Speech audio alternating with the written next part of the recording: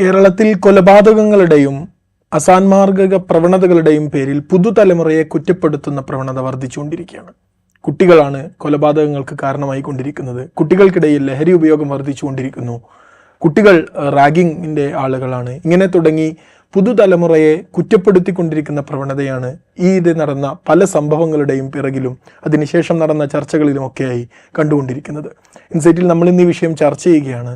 നമ്മളോടൊപ്പം ഉള്ളത് മുഹമ്മദ് അസീൽ. അദ്ദേഹം ഒരു മനഃശാസ്ത്ര വിദ്യാർത്ഥി കൂടിയാണ്. ഇങ്ങനെ പുതുതലമുറ വിഷയത്തിൽ നന്നായി സംസാരിക്കുന്ന വ്യക്തി കൂടിയാണ്. സ്വാഗതം. ഈയിടെ കഴിഞ്ഞ ദിവസം നടന്ന കൊലപാതക 10ാം ക്ലാസ് വിദ്യാർത്ഥിയുടെ കൊലപാതകമാണെങ്കിലും അതിനു മുമ്പ് നടന്ന റാഗിംഗ് കേസുകളാണെങ്കിലും ഇങ്ങനെയൊക്കെ വിഷയങ്ങളിലെല്ലാം ഈ പുതിയ തലമുറയെ കുറ്റപ്പെടുത്തുന്ന ഒരു പ്രവണത നമ്മൾ കണ്ടുകൊണ്ടിരിക്കുന്നുണ്ട്. സോഷ്യൽ മീഡിയയിലാണെങ്കിലും എല്ലാം ഈ കുട്ടികളാകെ പിഴച്ചുപോയി എന്ന രൂപത്തിലുള്ള നരേഷനൊക്കെ നന്നായി കാണുന്നുണ്ട്. ഇത് കുട്ടികളുടെ കുഴപ്പം തന്നെയാണോ, അതല്ല ഈ പുതിയ തലമുറയുടെ ഈ ഒരു സംവിധാനത്തെ, അവരുടെ രീതികളെ മനസ്സിലാക്കുന്നതിൽ മറ്റുള്ളവർക്ക് വന്ന പിഴവാണ്? എന്താണ് താങ്കളുടെ ഒരു നിരീക്ഷണം? ഇതിലെന്താണെന്ന് വെച്ച് കഴിഞ്ഞാൽ ഇതിൽ ഫാൾട്ടുകൾ ഒരുപാടാണ്. എനിക്ക് തോന്നുന്നു പലപ്പോഴും നമുക്ക് പ്രശ്നം സംഭവിച്ചു പോകാറുള്ളത് ഈ മുഴുവൻ പ്രശ്നങ്ങൾക്കും ഒരൊറ്റ കാരണം കണ്ടെത്താനുള്ള നെട്ടോട്ടം ആരൊക്കെയോ നടത്തുന്നതുകൊണ്ടാണ് ഇവിടെ ഏറ്റവും വലിയ പ്രശ്നം ഞാൻ മനസ്സിലാക്കുന്നത്. ഇവിടെ കുറേ കാരണങ്ങളുണ്ട്.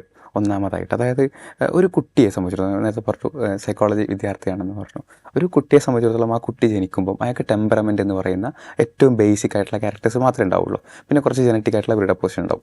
ബാക്കിയുള്ളതൊക്കെ അയാൾ സ്വാംശീകരിക്കുന്നത് മുഴുവനും അയാളുടെ ചുറ്റുപാടുകളിൽ നിന്നാണ്. അപ്പോൾ ഒരു കുട്ടി 2Kയിൽ ജനിച്ച ഒരു കുട്ടി വളരെ മോശമാണ് എന്ന് ആർക്കെങ്കിലും അഭിപ്രായം ഉണ്ടെങ്കിൽ അയാൾ 90കളിൽ ജനിച്ചപ്പം പലപ്പോഴും കേൾക്കുന്നതാണ് ഞങ്ങൾ 90സിൽ ജനിച്ചവരൊക്കെ ഭയങ്കര നല്ല ആളുകളാണ് എന്നുള്ളത്. അപ്പോൾ 2Kയിൽ ജനിച്ചൊരു കുട്ടിക്ക് പ്രശ്നമുണ്ടെങ്കിൽ അയാളുടെ പിതാവോ മാതാവോ ആയ 90സിലോ 80സിലോ ജനിച്ച ആൾക്ക് കാര്യമായ എന്തോ പ്രശ്നമുണ്ട് എന്നുള്ളതാണ് അതിൻ്റെ അർത്ഥം. അപ്പോൾ നമ്മൾ അതിനെ മാത്രം നമ്മൾ കുറ്റപ്പെടുത്തണ്ട. ഇവർ കൺസ്യൂം ചെയ്യുന്ന കണ്ടൻറ്റുകൾ, ഇവർ വായിക്കുന്ന വാർത്തകൾ, ഇതെല്ലാം നമ്മൾ കഴിഞ്ഞ കാലങ്ങളിൽ വായിച്ചതുള്ളതുപോലെയല്ല. ഇപ്പം 90കളിലൊക്കെ ജനിച്ചവരാണെന്നുണ്ടെങ്കിൽ നിങ്ങൾക്കൊക്കെ എന്നെക്കാൾ കൂടുതൽ റിലേറ്റ് ചെയ്യാൻ പറ്റും. ആദ്യം ബാലഭൂമിയും ബാലരമയും പോലെയുള്ളത് വായിച്ചു. പിന്നെ അതിൽ നിന്ന് മെല്ലെ ഒരു മൊബൈൽ ഫോൺ SMS ഒരു ട്രാൻസിഷൻ വന്നു.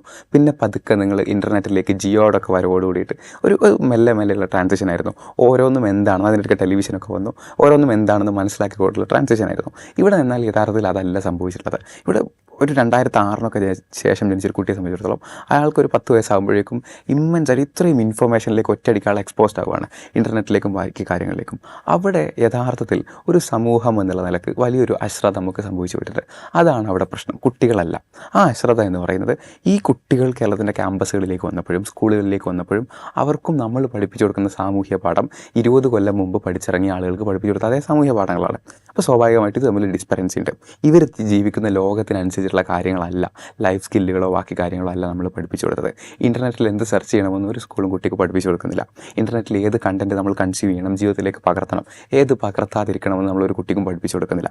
അങ്ങനെ പഠിപ്പിച്ചു കൊടുക്കാത്തൊരു യുവതലമുറ കുറേ കൂടെ വലുതായി 10ഉം 15ഉം വയസ്സാകുമ്പോൾ എന്തെങ്കിലും തെറ്റ് ചെയ്യുമ്പോഴേക്കും അവരെ മാത്രം ബ്ലെയിം ചെയ്യുന്നതോട് കൂടിയിട്ടും ഒന്ന്, നമുക്ക് അതുകൊണ്ടൊരു ഉപകാരമില്ല. 2, അതല്ല യഥാർത്ഥത്തിലുള്ള കാരണമെന്ന് പറയുന്നത്. അതാണ് മനസ്സിലാക്കുന്നത്. ഇങ്ങനെ ഈ ബ്ലെയിം ചെയ്യുന്നൊരു കൾച്ചർ നേരത്തെ സംസാരിച്ചപ്പോൾ സൂചിപ്പിച്ചിരുന്നു. ബ്ലെയിം ചെയ്യുന്നൊരു കൾച്ചർ ആണല്ലോ നമ്മൾ ഇപ്പോൾ ഈ ഒരു ചർച്ചയുടെ ആധാരം തന്നെ അതാണല്ലോ. ഇപ്പോൾ അസീൽ പറഞ്ഞതുപോലെ ഇങ്ങനെ ജനിച്ച ഒരു കാലഘട്ടത്തിൻ്റെ പേരിൽ മാത്രം ഒരു വിദ്യാർത്ഥി അല്ലെങ്കിൽ ആ തലമുറയിൽപ്പെട്ടവർ മുഴുവൻ ആ രൂപത്തിലായി പോകുന്നു എന്ന രൂപത്തിൽ കുറ്റപ്പെടുത്തുന്നത്, അതിന് ഈ കുറ്റപ്പെടുത്തുന്നവർ തന്നെ കാരണക്കാരാണ് പല രൂപത്തിലും എന്നാണ് അസീൽ പറഞ്ഞു വെക്കുന്നത്. സ്വാഭാവികമായും ഇങ്ങനെ നമ്മുടെ ഒരു സിസ്റ്റത്തിന് ഈ പരിമിതികളൊക്കെ ഉണ്ടെങ്കിൽ തന്നെ അതിനർത്ഥം ഈ കുട്ടികൾ അങ്ങനെ ഈ രൂപത്തിൽ പെട്ടുപോകുന്നുണ്ട്. അവിടെ ഒരു വ്യതിയാനം അതല്ലെങ്കിൽ എന്തോ ഒരു കുറവ് അവിടെ സംഭവിക്കുന്നുണ്ടെന്ന് തന്നെ അല്ലേ? പെട്ടുപോകുന്നുണ്ട് ഞാനല്ലോ. ആ പെട്ടുപോകാനുള്ള കാരണം എന്ന് പറയുന്നത് നമ്മൾ അടിയന്തരമായി കൊടുക്കേണ്ടിയിരുന്ന പല ഫീഡുകളും, നമ്മൾ ഫീഡ് ചെയ്യേണ്ടിയിരുന്ന പല കാര്യങ്ങളും നമ്മൾ ഫീഡ് ചെയ്യാൻ വിട്ടുപോയി എന്നുള്ളതാണ്. അത് യഥാർത്ഥത്തിൽ അശ്രദ്ധ തന്നെയാണ്. ഞാൻ അതിലേക്ക് ഊന്നി പറയാനുള്ള കാരണം എന്താ വെച്ചാൽ, നമ്മുടെ നാട്ടിലൊക്കെ ഉദാഹരണത്തിന് പരിശോധിച്ചാൽ മനസ്സിലാവും. ഒരു സ്കൂളിൻ്റേതാകുന്ന A+ വർദ്ധിപ്പിക്കാൻ, പാസ് റേറ്റ് വർദ്ധിപ്പിക്കാൻ ആ സ്കൂളിൻ്റെ PTA സ്റ്റാഫും ഒക്കെ ഇടുന്ന എഫേർട്ട് നമ്മൾ കാണുന്നുണ്ട്. അത് വലിയൊരു സർക്കാരിൻ്റെ നയം കൊണ്ടൊന്നുമല്ല. ആ കുട്ടികൾ കോമ്പറ്റീറ്റീവ് ആയിട്ടുള്ള ഒരു ലോകത്തേക്ക് കാല് വെച്ച് ഇറങ്ങുമ്പം അവർ അതിനനുസരിച്ച് ആപ്റ്റ് ആയിരിക്കണമെന്നുള്ള ബോധ്യത്തിൽ നിന്നാണ്. അത്തരത്തിലുള്ളൊരു ബോധ്യം യഥാർത്ഥത്തിൽ നമുക്ക് നേരത്തെ വേണ്ടിയിരുന്നു. അത് ഈ മാനസികാരോഗ്യവുമായി ബന്ധപ്പെട്ട് അവരുടെ പെരുമാറ്റവുമായി പഠനവുമായി ബന്ധപ്പെട്ട് അവരൊരു സമൂഹത്തിലേക്ക് ഇറങ്ങുന്നതുമായി ബന്ധപ്പെട്ടായിരുന്നു. അതുണ്ടായിരുന്നു എന്നുണ്ടെങ്കിൽ ഈ A+ഉം അല്ലെങ്കിൽ പാസ് അതെല്ലാം ആവശ്യമുള്ളതാണ്. അതിൻ്റെ കൂട്ടത്തിൽ അതേപോലെ ഒരു എഫേർട്ട് ഈ കുട്ടികളെ കുറേ കൂടെ നെർച്ചർ ചെയ്യാൻ വേണ്ടി നമ്മൾ എടുക്കാമായിരുന്നു. അങ്ങനെ എടുത്തിരുന്നെങ്കിൽ ഈ പാകപ്പിഴവുകൾ ഉണ്ടെന്നുള്ള യാഥാർത്ഥ്യമാണ്. നമ്മൾ എന്തൊക്കെ പറയുമ്പോഴും പണ്ടതിനേക്കാൾ കൂടുതൽ ഈ അക്രമങ്ങളുടെയും വയലൻസിൻ്റെയും ഡ്രഗിൻ്റെയും എല്ലാം ഫ്രീക്വൻസിയും തീവ്രതയും കൂടിയിട്ടുണ്ട്. അത് യാഥാർത്ഥ്യമാണ്. നമ്മളതിനെ അക്സെപ്റ്റ് ചെയ്താൽ മാത്രമേ നമുക്ക് ഇനിയുള്ള മാറ്റങ്ങളിലേക്ക് പോകാൻ പറ്റുള്ളൂ. പക്ഷേ ഞാനത് അക്സെപ്റ്റ് ചെയ്യുമ്പോഴും പറയുന്നത് ഈ ബ്ലെയിമിലേക്ക് നമ്മൾ പോവാതിരിക്കുക എന്നുള്ളതാണ്. കാരണം ഒരു ജനറേഷൻ്റെ മൊത്തത്തിലുള്ള പ്രശ്നമല്ല ഇത്. ഈ ബ്ലെയിമിലേക്ക് പോവാതിരിക്കുക എന്ന് പറയുമ്പോൾ തന്നെ ഇപ്പോൾ ഒരു പാരന്റ് ആണെങ്കിൽ അതല്ലെങ്കിൽ കഴിഞ്ഞ നമ്മൾ പറഞ്ഞ കുറച്ചുകൂടി മുതിർന്ന തലമുറയിൽപ്പെട്ട ആളുകളാണെങ്കിൽ പിന്നെ എങ്ങനെയാണ് ഈ പുതിയ തലമുറയെ മനസ്സിലാക്കേണ്ടത്? അതായത് ഈ തലമുറ എന്ന് പറയുന്നത് ഞാൻ പറഞ്ഞല്ലോ, അതായത് അതൊരു ബ്ലെയിമിലേക്ക് പോകുമ്പം യഥാർത്ഥത്തിൽ ഇവിടെ സംഭവിച്ചുകൊണ്ടിരിക്കുന്നത് ഒരു മൈനോറിറ്റി ചെയ്യുന്ന തെറ്റിന്, അതായത് ഒരു പുതിയ തലമുറയിൽപ്പെട്ട വളരെ ചെറിയ വിഭാഗം കുട്ടികൾ ചെയ്യുന്ന തെറ്റിന് അവിടെയുള്ള മുഴുവൻ കുട്ടികളും ഈ ബ്ലെയിമിന് ഇരയാവുക ചെയ്തുകൊണ്ട് ഇവിടെ എന്താ സംഭവിക്കുന്നതെന്ന് പറഞ്ഞിട്ട് നമുക്ക് എന്താണ് അതിന് പ്രതിവിധി എന്നുള്ളത് പറയാം. അപ്പോൾ ഇവിടെ സംഭവിച്ചുകൊണ്ടെന്ന് വെച്ച് കഴിഞ്ഞാൽ നമ്മളിപ്പം സംസാരിക്കുന്നത് ഡ്രഗും ബാക്കിയുള്ള കാര്യങ്ങളുമാണല്ലോ. നമ്മളിവിടെ ശ്രദ്ധിക്കാതെ പോകുന്ന മറ്റൊരു ഫാക്ടറുണ്ട്. ഈ മൈനോറിറ്റി ഡ്രഗും വയലൻസും ഒക്കെ ചെയ്യുമ്പോഴും കേരളത്തിലെ വലിയൊരു വിഭാഗം കുട്ടികളും ഇന്നും അനുഭവിക്കുന്ന പ്രശ്നം അവർക്ക് ഓപ്പണായി കമ്മ്യൂണിക്കേറ്റ് ചെയ്യാൻ, അവരെ ജഡ്ജ് ചെയ്യാതെ കമ്മ്യൂണിക്കേറ്റ് ചെയ്യാൻ ആളുകൾ അവരുടെ വീടുകളിൽ പോലും അത്തരത്തിലുള്ള ഇടങ്ങളില്ല എന്നുള്ളതാണ്. അവിടേക്കാണ് നമ്മൾ ഈ ഒരു പേടി നമ്മൾ വീണ്ടും ഇട്ട് കൊടുക്കുന്നത്. തലമുറയാകെ പോയി, കുട്ടികളാകെ പോയി എന്നുള്ള പേടി ഇട്ട് കൊടുക്കുന്നത്. അപ്പോൾ ഈ കുട്ടികൾക്കുള്ള ഇടം കൂടി ഇല്ലാതാവുകയാണ്. ജീവിതത്തിൽ ഇന്നേ വരെ ബീഡിക്കുറ്റി തൊടാത്തവൻ പോലും എന്ത് ചെയ്യാണ്, ഇവിടെ സംശയത്തിൻ്റെ നിഴലിലാവുകയാണ്. അതേ സമയത്ത് നമ്മളൊന്ന് ആലോചിച്ച് കഴിഞ്ഞാൽ ഇപ്പോൾ കഴിഞ്ഞ ദിവസത്തെ ഓഡിയോ മെസ്സേജുകൾ നമ്മൾ കേട്ടു, ഒരുത്തൻ്റെ കണ്ണ് കുത്തി പൊട്ടിച്ചു, കൊല്ലുമെന്ന് പറഞ്ഞാൽ കൊല്ലുമെന്ന് പറഞ്ഞു.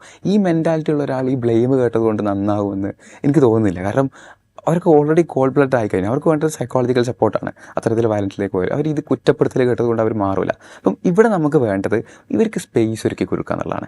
എന്താണ് ഇവരെ മൈൻഡിലൂടെ എന്താണ് കടന്നു പോകുന്നത് എന്നുള്ളത് മനസ്സിലാക്കാൻ ഇവർക്ക് സ്പേസ് ഒരുക്കി കൊടുക്കുകയാണ് വേണ്ടത്. ഇപ്പോൾ പലപ്പോഴും ഇപ്പോൾ ഉരുത്തിരിഞ്ഞിരുന്ന പല ചർച്ചകളിലും കേട്ടുകൊണ്ടിരിക്കുന്നത് അടിച്ചങ്ങോട്ട് ശരിയാക്കണം എന്നുള്ളതാണ്. അത് വലിയ അബദ്ധമാണത്. കാരണം ഇവരൊക്കെ പറയുന്നത് എന്താ വെച്ച് കഴിഞ്ഞാൽ 90s ജനിച്ച കുട്ടികളെല്ലാവരും അടി കൊടുത്തുകൊണ്ട് നന്നായി എന്നുള്ളതാണ്. 90s ജനിച്ച കുട്ടികളെല്ലാവരും നന്നായത് അടി കൊടുത്തുകൊണ്ടല്ല. അന്ന് ഇത്ര കണ്ടൻറ്റുകൾ അവൈലബിൾ അല്ലായിരുന്നു, അന്ന് ഇത്ര ഇൻഫർമേഷൻ അവൈലബിൾ അല്ലായിരുന്നു, അന്ന് ലഹരി പോലും ഇത്ര വെറൈറ്റി ആയിട്ട് അവൈലബിൾ അല്ലായിരുന്നു. അവൈലബിൾ ആകുന്ന കാലഘട്ടത്തിൽ ആ കാലഘട്ടത്തിൻ്റെ യുവതയുടെ ആക്ഷനുകൾക്കും അതനുസരിച്ചുള്ള മാറ്റങ്ങളുണ്ടാവും. അതാണ് ഇപ്പോൾ നടന്നുകൊണ്ടിരിക്കുന്നത്. അപ്പോൾ ഇവിടെ കൊണ്ടുവന്ന് 90s അടിച്ച് അതേ വടി കൊണ്ട് അടിക്കുക എന്നുള്ളതല്ല പ്രതിവിധി. അതിന് പകരം ഇവരുടെ മനസ്സിലൂടെ എന്താണ് കടന്നു പോകുന്നത്, ഇവരുടെ ചിന്തകൾ എന്താണ്, പ്രശ്നങ്ങൾ എന്താണെന്നുള്ളത് കൂടെ ഇരുന്ന് മനസ്സിലാക്കാൻ സാധിക്കുക എന്നുള്ളതാണ്. അതുകൊണ്ടാണ് നമ്മൾ വീണ്ടും വിദ്യാഭ്യാസ സ്ഥാപനങ്ങളിലേക്ക് വരുന്നത്. അത് ഓൾറെഡി എസ്റ്റാബ്ലിഷ്ഡ് ആയിട്ടുള്ളൊരു സിസ്റ്റമാണ്. അവിടെ നമുക്ക് കുട്ടികളെല്ലാവരും ഒരുമിച്ച് കിട്ടുന്നുണ്ട്. ആ കിട്ടുന്ന ഘട്ടത്തിൽ അവരെ മനസ്സിലാക്കാൻ പറ്റണം. അത് പ്രൈമറി ഘട്ടം മുതൽ തുടങ്ങണം. നമ്മൾ സൈക്കോളജിയിലൊക്കെ പറയുന്ന ഒരു സാധനം, അതായത് ഒരു പ്രൈമറി സ്കൂളിലൊക്കെ എത്തുമ്പോൾ എന്ന് വെച്ച് കഴിഞ്ഞാൽ വീട്ടുകാരേക്കാൾ കൂടുതൽ ഒരു കുട്ടി, നിങ്ങൾക്ക് ചിലപ്പോൾ അറിയാൻ മതി, ഒരു കുട്ടിയെ സംബന്ധിച്ചിടത്തോളം അയാളുടെ ഹീറോ അയാളുടെ LKG, UKG, 1ാം ക്ലാസ്സിലെ ക്ലാസ് ടീച്ചറായിരിക്കും. ആ റോളിനെ നമ്മൾ യൂട്ടിലൈസ് ചെയ്യാൻ പറ്റണം. അതാണ് പറഞ്ഞത്. അവിടെയാണ് നമ്മൾ മാറ്റങ്ങൾ വന്നു തുടങ്ങേണ്ടത്. ഈ കമ്മ്യൂണിക്കേഷനാണ് പ്രധാനം എന്ന് പറഞ്ഞല്ലോ. അപ്പോൾ ഇങ്ങനെയൊക്കെ ആണെങ്കിലും നമ്മുടെ സമൂഹത്തിൽ ഇത്തരം കണ്ടന്റുകളുടെ ഈ അവൈലബിലിറ്റി അതൊരു പ്രശ്നമായി തന്നെ നിൽക്കുന്നുണ്ടല്ലോ. ലഹരി ഇത്ര ഫ്രീക്വൻ്റ് ആയിട്ട് അവൈലബിൾ ആകുന്ന ഒരു വിഷയമുണ്ട്. ഈ വയലൻസുകളെ നന്നായി പ്രചോദിപ്പിക്കുന്ന സിനിമകൾ അടക്കമുള്ളവർ കുട്ടികൾക്ക് ഈസി ആയിട്ട് ആക്സസ് കിട്ടുന്ന ഒരു സാഹചര്യമുണ്ട്. ഇങ്ങനെയുള്ള സാഹചര്യങ്ങളൊക്കെ അവിടെ നിലനിൽക്കുന്നുണ്ട് എന്നുള്ള യാഥാർത്ഥ്യമല്ല നമ്മൾ ഒരിക്കലും അവഗണിക്കാൻ പറ്റില്ല. അതിനൊരിക്കലും അവഗണിക്കാൻ പറ്റില്ല എന്നുള്ളത് മാത്രമല്ല, നമ്മൾ ഇനീഷ്യലി എടുക്കേണ്ട സ്റ്റെപ്പുകളിൽ ഏറ്റവും പ്രധാനപ്പെട്ടത് ഈ ലഹരിയുടേതാണെന്നുള്ളതാണ്. കഴിഞ്ഞ ദിവസം നമ്മളെല്ലാവരും വായിച്ചൊരു വാർത്തയാണ്, അതായത് നാട്ടുകാർ ലഹരി പിടികൂടി എന്നുള്ളത്. ഞാൻ മനസ്സിലാക്കുന്നത് അത് സിസ്റ്റത്തിൻ്റെ പരാജയമാണെന്നുള്ളതാണ്. കാരണം നാട്ടുകാരത് പിടികൂടേണ്ടി വരുന്നത് എന്തുകൊണ്ടാണ്? പോലീസിൻ്റെ അത്ര വലിയ സിസ്റ്റം, ഇൻ്റലിജൻസും ബാക്കി സിസ്റ്റം അവിടെ ഉണ്ടായിട്ടും പോലീസിന് അത് പിടികൂടാൻ പറ്റുന്നില്ല. ഇത്ര സർഫസിൽ ഈ സാധനം വരികയാണ്. ഈവൻ ഇപ്പോൾ നമ്മളൊക്കെ പ്രവർത്തിക്കുന്ന അല്ലെങ്കിൽ നിൽക്കുന്ന നാടുകളിലും ഏരിയകളിലും ഒക്കെ എവിടെയാണ് ഈ സാധനം കൊടുക്കുന്നതിനെ പറ്റി ഏകദേശം അണ്ടർസ്റ്റാൻഡിങ് നമുക്കുണ്ടാവും. എന്തുകൊണ്ടാണ് എന്നിട്ടും സിസ്റ്റത്തിന് അത് പിടികൂടാൻ പറ്റാത്തെന്നുള്ളൊരു സിസ്റ്റം ഫെയിലിയർ തന്നെ അവിടെ ഉണ്ട്. ഞാൻ പറയുന്നത് മാറ്റങ്ങൾക്ക് തുടക്കത്തിന് ഈ മാറ്റങ്ങളെല്ലാം വരണം, സിസ്റ്റത്തിൻ്റെ മൊത്തത്തിലുള്ള മാറ്റങ്ങൾ വരണം. പക്ഷേ എന്നാൽ അത് തുടക്കം വിടാൻ യഥാർത്ഥത്തിൽ നമ്മൾ അതിന് കാത്തിരിക്കേണ്ടതില്ല എന്നുള്ളതാണ്. ഇവിടെ ഫസ്റ്റ് എയ്ഡുകൾ ആവശ്യമാണ്. ഏറ്റവും ആദ്യഘട്ടത്തിൽ ഇപ്പം തന്നെ നമ്മൾ ചെയ്യേണ്ടുന്ന മാറ്റങ്ങൾ ഒരുപാട് ആവശ്യമാണ് എന്നുള്ളതാണ്. ഈ കണ്ടൻറ്റുകളുടെ കാര്യത്തിലേക്ക് പിന്നെ വരുമ്പോൾ, ഓൺലൈൻ കണ്ടൻറ്റുകളുടെ കാര്യത്തിലേക്ക് വരുമ്പം അത് റെഗുലേറ്റ് ചെയ്യേണ്ടിയിരുന്നു. അത് ഇറക്കുന്നതിന് മുമ്പ് റെഗുലേറ്റ് ചെയ്യണം. തിയേറ്ററുകളിലെത്തി റെഗുലേറ്റ് ചെയ്യുക എന്ന് പറഞ്ഞു കഴിഞ്ഞാൽ അതിനത് കാര്യമില്ല. കാരണം ഇപ്പോൾ മാർക്കോ സിനിമയുടെ ഉദാഹരണം നമുക്ക് എടുക്കാം. മാർക്കോ നമുക്ക് തിയേറ്ററുകളിൽ റെഗുലേറ്റ് ചെയ്യാം. 18 വയസ്സ് കഴിഞ്ഞ കുട്ടി അത് കാണരുത് എന്നുള്ളത്, കഴിയാത്ത കുട്ടികൾ അത് കാണരുതെന്ന് നമുക്ക് ആവശ്യപ്പെടാം. ഒരു സിനിമ OTT ഇറങ്ങിക്കഴിഞ്ഞാൽ എന്താ സംഭവിക്കാൻ പോകുന്നത്? അത് OTT പ്ലാറ്റ്ഫോമിൽ മാത്രമല്ല, അത് ടെലഗ്രാമിലും എത്തുമോ എന്നുള്ളത് അരിയാഹാരം കഴിക്കുന്ന എല്ലാ മലയാളിക്കും അറിയുന്ന കാര്യമാണ്. ഈ ടെലഗ്രാമിന് 16 വയസ്സെന്തോ ഒരു സ്ലാബൊക്കെ ഉണ്ട്. ആ സ്ലാബൊക്കെ എത്രത്തോളം പാലിക്കപ്പെടുന്നുണ്ട് എന്നുള്ളത് നമുക്കറിയാലോ. അപ്പം കൈവിട്ട് പോയി കഴിഞ്ഞാൽ കഴിഞ്ഞാൽ പിന്നെ അത് തിയേറ്ററുകൾ എത്ര കൺട്രോൾ ചെയ്ത് അല്ലെങ്കിൽ വേറെ സെൻസർ ബോർഡിന് അതിൽ നിന്ന് പോയി കഴിഞ്ഞാൽ പിന്നെ അത് എവിടെ നിന്നൊക്കെ എത്രയൊക്കെ കൺട്രോൾ ചെയ്തെന്ന് പറഞ്ഞു കഴിഞ്ഞാലും അതിനകത്ത് വലിയ അർത്ഥമല്ല. അവിടെയും സിസ്റ്റത്തിനൊരു റോൾ ഉണ്ട് എന്നുള്ളൊരു യാഥാർത്ഥ്യമാണ്. ഈ അക്രമവാസന വർദ്ധിക്കുന്ന ഒരു സാഹചര്യത്തെക്കുറിച്ച് പറയുകയാണെങ്കിൽ, അങ്ങനെ ഒരു തലമുറയിൽ ഒന്നാകെ അക്രമവാസന വർദ്ധിക്കുന്നു ഒരു ജനറലൈസേഷന് പ്രസക്തിയൊന്നുമില്ല. പക്ഷേ ഈയിടെ നടന്ന സംഭവങ്ങൾ വെച്ച് നോക്കുകയാണെങ്കിൽ തന്നെ ഇപ്പോൾ ഇങ്ങനെയുള്ള അക്രമ സംഭവങ്ങൾ നടന്ന പശ്ചാത്തലം പരിശോധിക്കുകയാണെങ്കിൽ ഇതിന് സമാനമായ ഒരു സാഹചര്യം എല്ലാവരുടെ കുട്ടിക്കാലത്തും ചിലപ്പോൾ ഉണ്ടായിട്ടുണ്ടാവും. ഇപ്പോൾ സ്കൂളിലെ പരസ്പരം അടിപിടി പറയുകയാണെങ്കിൽ അത് എല്ലാ സ്കൂളുകളിലും സംഭവിച്ചുകൊണ്ടിരിക്കുന്ന ഒരു സ്വാഭാവികമായിട്ട് സംഭവിക്കുക, അങ്ങനെ നമ്മൾ പറയാൻ പാടില്ലെങ്കിൽ എല്ലാ സ്കൂളുകളിലും സംഭവിക്കാറുണ്ട്, അടിപിടികൾ സംഭവിക്കാറുണ്ട്. ഇതൊരു കൊലപാതകത്തിലേക്ക് എത്തുന്നു, ഇതിന്റെ ഭാഗമായി ഒരു കുട്ടി മരണപ്പെടുന്നു, സ്വാഭാവികമായും അത് ആ രൂപത്തിൽ ചർച്ചയിലേക്ക് വഴിവെക്കുന്നു. അപ്പോൾ ഇത് നമ്മളെ കുട്ടിക്കാലത്തും സംഭവിച്ചിട്ടുള്ളതാണ്. പക്ഷെ അതിൻ്റെ ഒരു എക്സ്ട്രീം ലെവലാണ് ഇപ്പോൾ സംഭവിച്ചുകൊണ്ടിരിക്കുന്നത് എന്നൊരു ധാരണയിലേക്കെങ്കിലും ഈ ഒരു മുതിർന്ന തലമുറ എത്തേണ്ട ആവശ്യകതയില്ലേ? ആവശ്യകതയുണ്ട്. അതാണ് ഏറ്റവും പ്രധാനപ്പെട്ടത്. അതായത് കുട്ടികളെക്കാൾ കൂടുതൽ മാറേണ്ടത് ഈ കുട്ടികളെ മാറിയെന്ന് ജഡ്ജ് ചെയ്യുന്ന ആൾക്കാരാണെന്ന് തോന്നുന്നുണ്ട്. ഇപ്പോഴത്തെ പല ജഡ്ജ്മെൻറ്റുകളും കുട്ടികളെ വലിയ അപകടത്തിലേക്കൊക്കെ കൊണ്ടുപോകും. ഞാൻ നേരത്തെ പറഞ്ഞതുപോലെ നിഷ്കളങ്കരായിട്ടുള്ള ഒരുപാട് കുട്ടികൾ, ഒരു ജനറേഷനിൽ ജയിച്ച മുഴുവൻ കുട്ടികളും ഒക്കെ അങ്ങോട്ട് നശിച്ചു പോയി, അല്ലെങ്കിൽ ഇപ്പോഴാണ് ഇതെല്ലാം തുടങ്ങിയത് എന്നുള്ള തരത്തിലുള്ള എനിക്ക് തോന്നുന്നു മാധ്യമങ്ങൾക്കും അതിനകത്ത് വലിയ റോളുണ്ട്.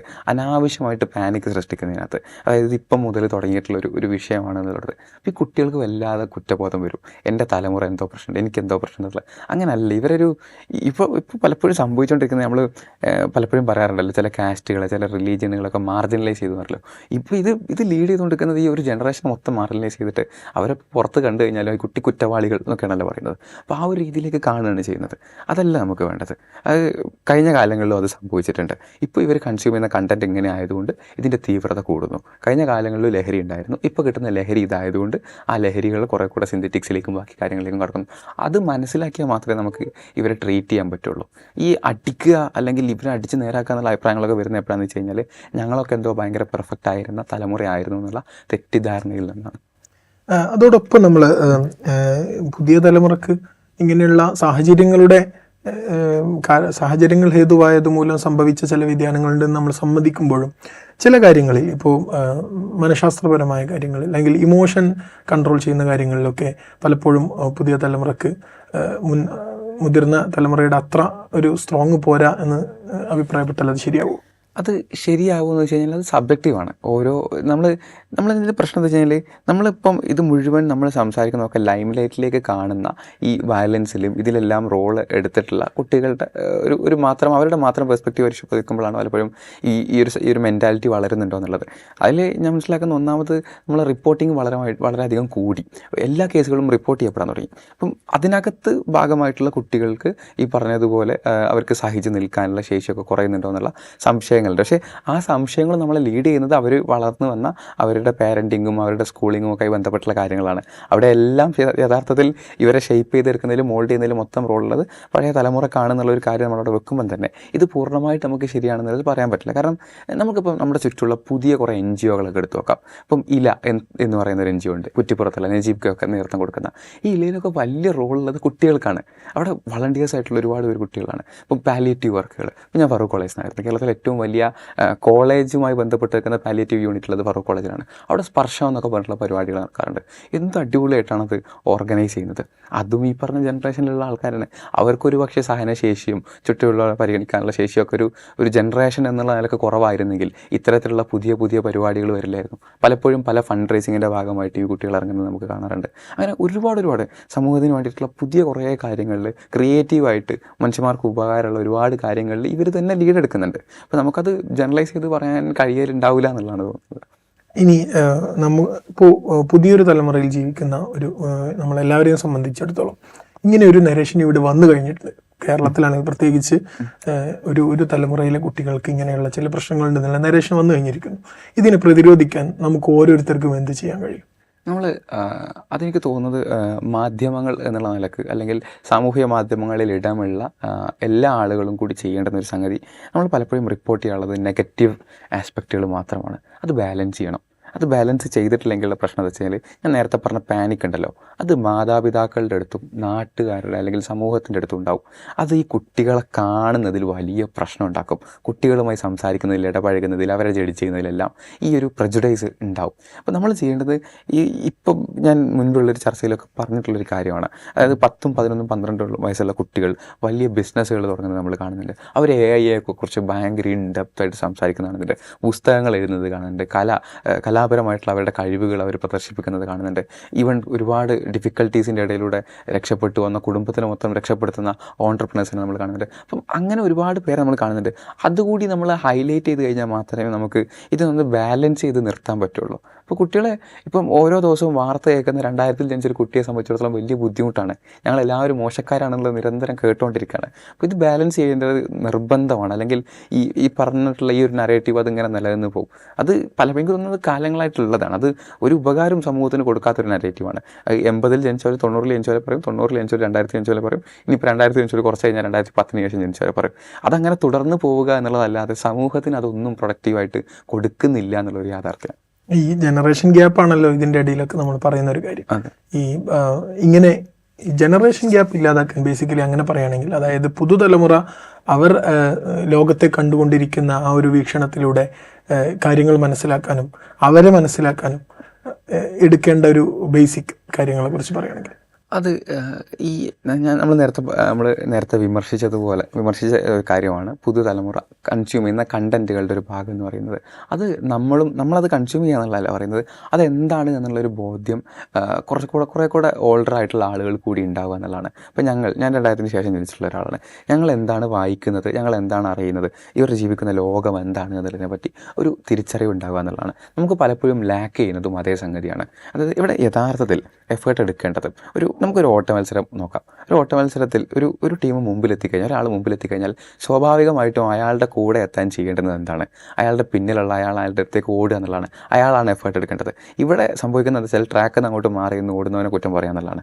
മുന്നിൽ പോകുന്ന തലമുറ ഇങ്ങനെ കറങ്ങിക്കൊണ്ടിരിക്കുന്നുണ്ട്, അതെന്താണ് സംഭവിക്കുന്നതെന്ന് അയാൾ അറിയുന്നില്ല. എന്നാൽ പിന്നെ എല്ലാവരും അങ്ങോട്ട് കാടടിച്ച് വെടിവെച്ചേക്കാം.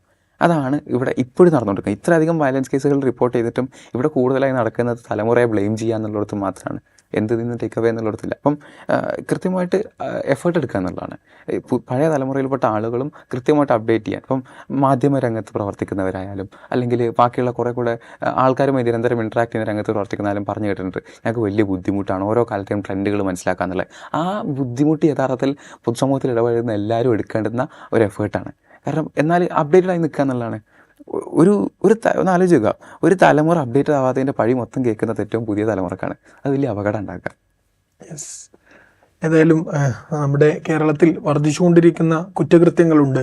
ചില കുറ്റകൃത്യങ്ങളിൽ നിർഭാഗ്യവശാൽ കുട്ടികൾ അതിൽ ഇരകളായി മാറുന്നുണ്ട്, ചിലർ പ്രതികളായി മാറുന്നുണ്ട്. പക്ഷേ അതൊരു തലമുറയെ കുറ്റപ്പെടുത്താനുള്ള അവസരമായി ഉപയോഗിക്കുന്നത് അനുചിതമാണ്. ഒരു തലമുറയുടെ ഉന്നമനത്തെ ഒന്നാകെ അടച്ചാക്ഷേപിക്കുന്നത് ശരിയല്ല എന്നാണ് അസിൽ പറഞ്ഞു വെക്കുന്നത്. നമ്മൾ ഈ എപ്പിസോഡ് ഇവിടെ അവസാനിപ്പിക്കുകയാണ്. മറ്റൊരു എപ്പിസോഡുമായി വീണ്ടും കാണാം.